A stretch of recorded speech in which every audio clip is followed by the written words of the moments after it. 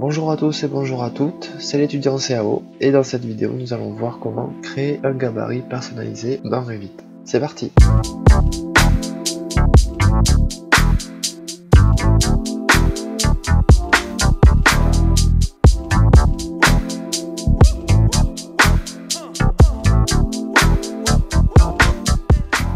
Donc ici je suis dans la page d'accueil, aussi appelée fichier récent. Et je retrouve ici la liste des gabarits qu'il y a par défaut lors de l'installation de Revit. Bon, dans ces gabarits, il n'y a peut-être pas celui qui m'intéresse pour moi. Donc j'ai intérêt à me constituer mon gabarit. Donc déjà, qu'est-ce qu'un gabarit et à quoi ça sert? Alors, je vous mettrai dans la description de cette vidéo ce lien. Donc les gabarits de projet. Utilisez les gabarits de projet comme point de départ pour de nouveaux projets. Utilisez les gabarits par défaut ou définissez des gabarits personnalisés pour imposer des normes professionnelles. Un gabarit de projet fournit un point de départ pour un nouveau projet. Il inclut des gabarits de vue, des familles chargées, des paramètres définis, comme les unités, motifs de remplissage, style, épaisseur de ligne, échelle de vue, etc.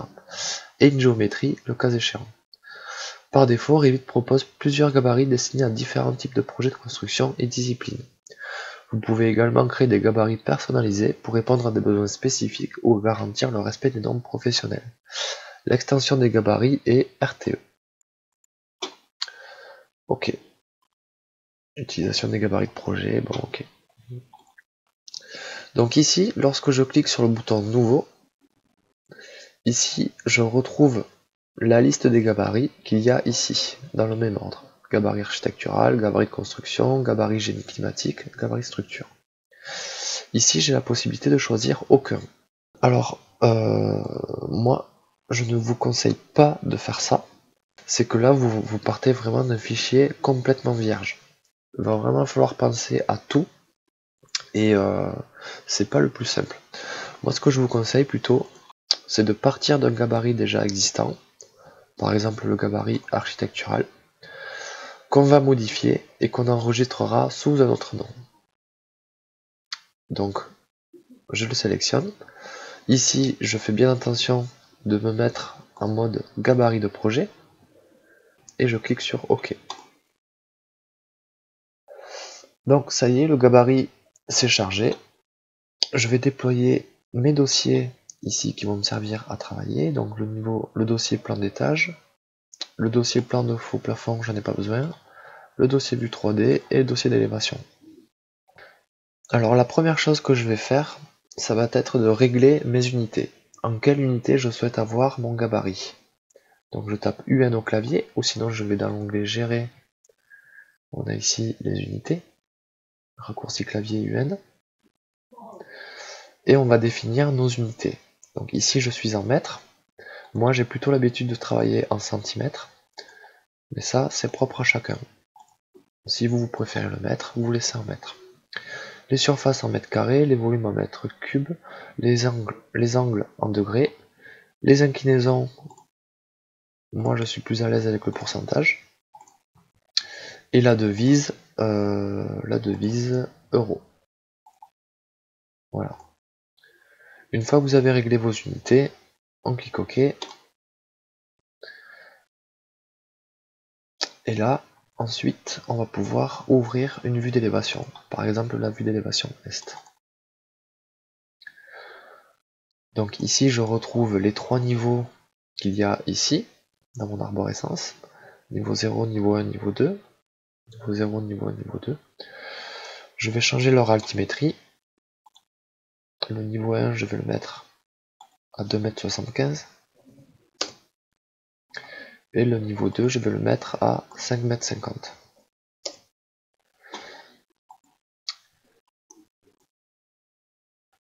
Alors si vous êtes à l'aise avec les noms niveau 0, niveau 1, niveau 2, c'est parfait. Sinon vous pouvez changer. Alors par exemple, je vais changer de nom. Je vais mettre... Alors moi j'aime bien remettre voilà l'altimétrie 0-RDC.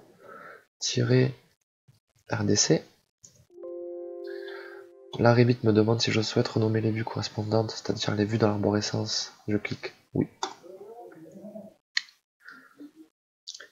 je vais faire pareil avec celle-ci, donc 2.75-6 R plus 1.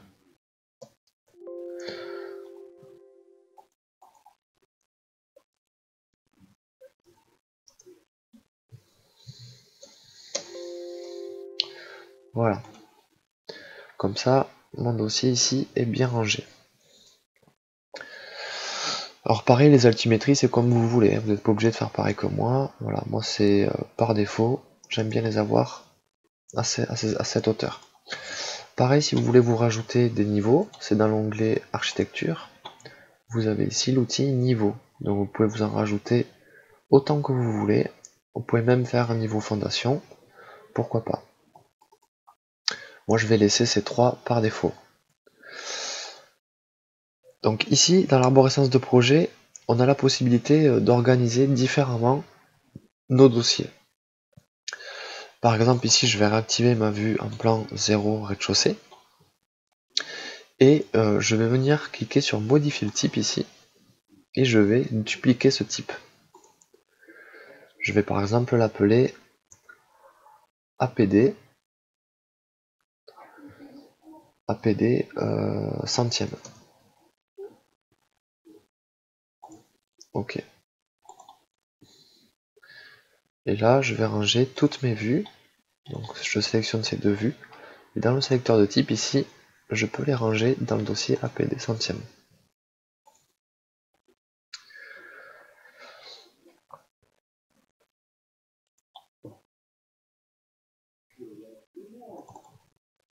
Donc là, j'ai ma vue 0 rez-de-chaussée qui est activée. Alors on peut dupliquer ces vues, les dupliquer avec les détails. On les renomme et on peut se faire d'autres dossiers comme ça. Donc au lieu de faire APD centième, on pourrait faire le dossier APS. Vous pouvez vous faire autant de vues et autant de dossiers que vous voulez pour votre gabarit. Ensuite, donc là j'ai activé ma vue 0 rez-de-chaussée. Donc je suis au centième, ça correspond avec le nom du dossier ici. Je suis à un niveau de détail moyen. Le style visuel c'est en ligne cachée. Les ombres sont désactivées, ok. Ensuite, je vais gérer ma plage de la vue. Donc dans les propriétés ici, je descends au niveau de la plage de la vue. Alors, mon plan de coupe s'effectue à 1,20 m par rapport au niveau 0. Le haut, je vois à 2,30 m par rapport au niveau 0. Donc mon niveau 1, il est à 2,75 m. Ici, je pourrais mettre par exemple 2,50 m pour voir un peu plus haut. Et le bas, par rapport à mon niveau 0 rez-de-chaussée, je vois à moins 50 cm. Et donc ma profondeur de vue est de moins 50 cm. Si vous avez un petit peu de mal avec la plage de la vue, ici vous pouvez afficher l'exemple de plage de vue et vous avez une légende ici qui est assez bien expliquée quand même. Et ça aide à mieux comprendre ces notions de plage de vue. Donc ma plage de la vue pour la vue rez-de-chaussée c'est bon, elle est réglée. Je vais activer ma vue R plus 1. Je reviens sur la plage de la vue. Le haut, je vais remettre 2,50 m. Et le bas, je m'arrête au niveau 1, à 0. Et donc ma profondeur de vue est à 0 ici. Ok. Et pareil pour mon niveau 2.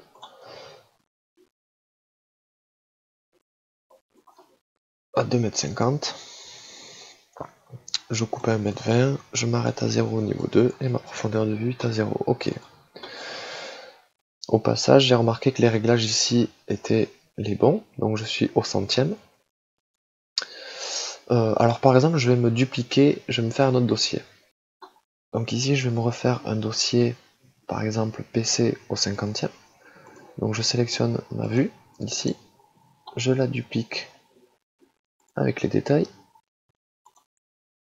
je modifie le type, je duplique, et je vais l'appeler PC 50e.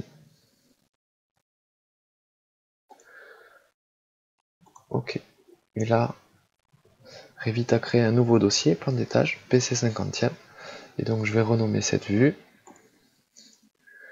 RDC PC 50e par exemple. Je vais copier tout ça pour pas avoir le refaire. Ok. Et ensuite je peux dupliquer les vues qui me restent. Dupliquer avec les détails. Je sélectionne cette vue, je modifie le type ici. Je sélectionne PC 50e et je la renomme.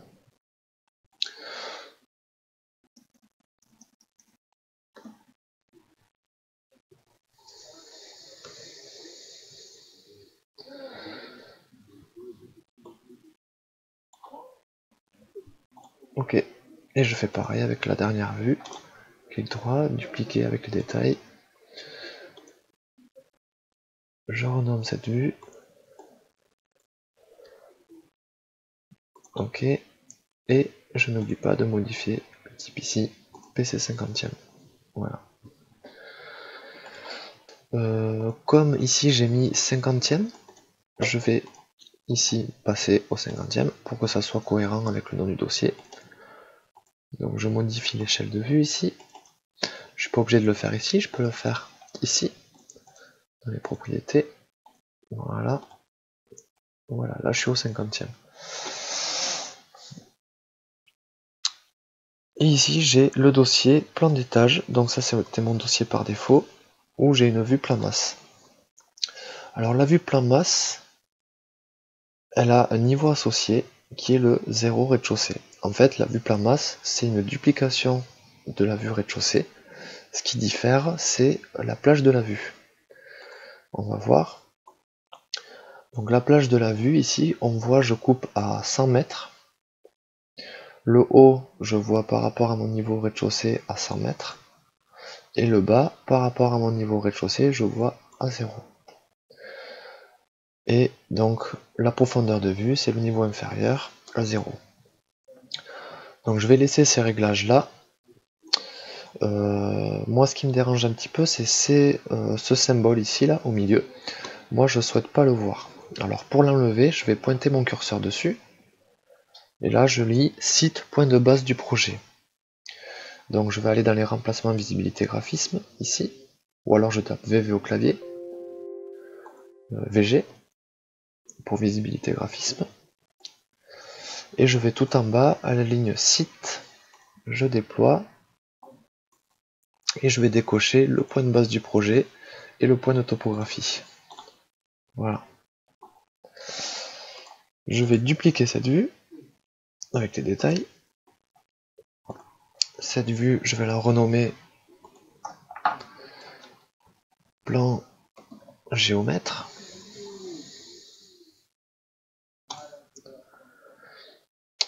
Et je vais modifier quelques réglages. Alors déjà, la vue plan masse, elle est au centième, je vais la mettre au 500e. Voilà. Généralement, les vues plan masse, c'est soit au 500e, soit au millième. Avec un niveau de détail faible, donc moi je vais plutôt me mettre en moyen. Et en style ombré. Ok, les ombres activées ou désactivées, ça on verra au fur et à mesure. Ma vue plan géomètre, pareil, je vais la passer au 500e ou au 200e, pourquoi pas. Par contre, le niveau de détail, je vais être en moyen et le style visuel, je vais me mettre en image filaire. Et je vais modifier la plage de la vue. Vous allez comprendre pourquoi. Le haut, je souhaite voir sans limite. Le bas, je souhaite également voir sans limite. Et donc ma profondeur de vue est sans limite. Et je coupe à 100 mètres. Pourquoi je fais ça? Eh bien, lorsque je vais insérer un plan géomètre, un dessin AutoCAD, je veux être sûr de voir tous mes points topographiques. Si par exemple j'ai un point qui est à 143 mètres, eh bien, réglé comme je suis là, je le verrai. Donc voilà pourquoi je règle ça comme ça. Et je vais dupliquer la vue plan masse avec les détails. Je vais la renommer. Et je vais l'appeler photo aérienne. Voilà. Que je vais régler au 200e. Niveau détail moyen, style visuel ombré. Et ma plage de la vue, c'est la même que celle de mon plan masse. Ok. Donc je pourrais me dupliquer les vues plan masse pour me faire une vue plan masse au millième, voilà, en modifiant le type et en dupliquant, en me faisant un nouveau dossier, comme on a fait tout à l'heure, ici pour ici. Mais là, pour l'instant, je vais laisser ça comme ça. Voilà, vous avez vu ici, c'était pour vous montrer l'exemple, vous avez compris. Donc une fois qu'on a terminé nos vues, de bien ranger nos vues, de bien renommer, bien ventiler nos vues et de créer tous les dossiers dont on aura besoin, eh bien on a terminé avec les vues. Le dossier nomenclature, bon ça pareil, les nomenclatures je verrai au fur et à mesure. Le dossier feuille, si je fais nouvelle feuille, ici je vois que j'ai 3 cartouches qui sont chargées dans ce gabarit. Moi ces 3 cartouches là je ne les veux pas, donc pour les supprimer, je vais aller déployer le dossier famille, et les cartouches sont dans le sous-dossier symbole d'annotation. Ils sont ici, cartouches avec révision. Je retrouve ici les 3 cartouches qu'il y a par défaut. Donc je vais supprimer directement ce dossier, clic droit, supprimer. Voilà. Et maintenant, si je fais nouvelle feuille, clic droit, nouvelle feuille, je n'ai plus les cartouches qu'il y avait proposées ici. Donc je vais venir dans l'onglet insérer, je vais charger la famille, et je vais insérer un cartouche que moi je me suis constitué. Si vous souhaitez voir la vidéo, elle est disponible sur ma chaîne, c'est le cartouche multiformat. Revit, famille, cartouche, c'est celui-ci, cartouche multiformat, ouvrir.